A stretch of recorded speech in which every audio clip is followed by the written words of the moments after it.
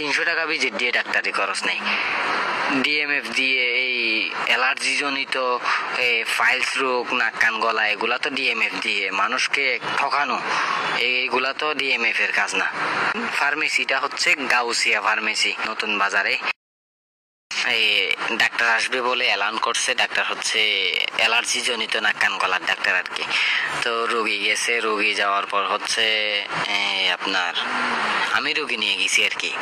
ওখানে গিয়ে জিজ্ঞেস করলাম যে ডাক্তার কি এমবিবিএস ডাক্তার? ওনারা চুপ করে থাকলো। পরে আবার 300 টাকা ভিজিট চাইলো। 300 টাকা ভিজিট দিয়ে আমরা ডাক্তারের কাছে গেছি। ডাক্তারের কাছে গেছি যে ওই রুমটার প্লেস এমন খারাপ। তারপর হচ্ছে ডাক্তারকে দেখে আমার সন্দেহ লাগছে, তাই ডাক্তার থেকে জিজ্ঞেস করলাম যে আপনি কোথায় থাকেন, কি করেন? তো উনি বললো যে ঢাকায় থাকে 3 দিন, কক্সবাজার থাকে 4 দিন, সেখান থেকে 1 দিন মঙ্গলবারে মাতার বাড়িতে সময় দেয়। তারপরে হচ্ছে ওনার সার্ভিসটা হচ্ছে বাজে লাগছে, ভালো লাগে নাই, তাই সন্দেহ হয়েছে। এরপর হচ্ছে আপনার তখন এই প্রেসক্রিপশন দিল উনি, ওষুধ লিখে। প্রেসক্রিপশনে দেখছি যে উনি এমবিবিএস ডাক্তার না, উনি হচ্ছে ডিএমএফ। তো কোন লজিকে হচ্ছে ডিএমএফ দিয়ে এলান করিয়ে 300 টাকা ভিজিট দিয়ে ডাক্তারি খরচ নেই?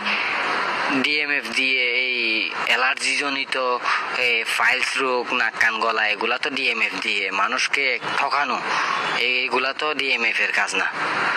তাও আবার 300 টাকা ভিজিট নিচ্ছে। তারপর হচ্ছে উনি বলছে যে ঢাকায় থাকে।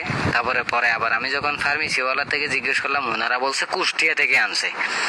তো দুইজনের কথা দুই রকম হয়ে গেছে। এরপর হচ্ছে দেখতেও ফ্রডের মতন লাগবেন। ফার্মেসিটা হচ্ছে গাউসিয়া ফার্মেসি, আপনার একদম 3 মর মুখ আছে না নতুন বাজারে, সিএনজি স্টেশনে লাস্টঘাটের দিকে যাই, যে এই 3 মন মুখের মনে করেন যে পূর্ব দিকে দাঁড়াইলে হাতের ডান পাশে এই গাউসিয়া ফার্মেসি। এটা একটা মোবাইলের দোকান আছে, তারপরে এই গাউসিয়া ফার্মেসি এটা মানুষকে ঠকাচ্ছে এগুলা।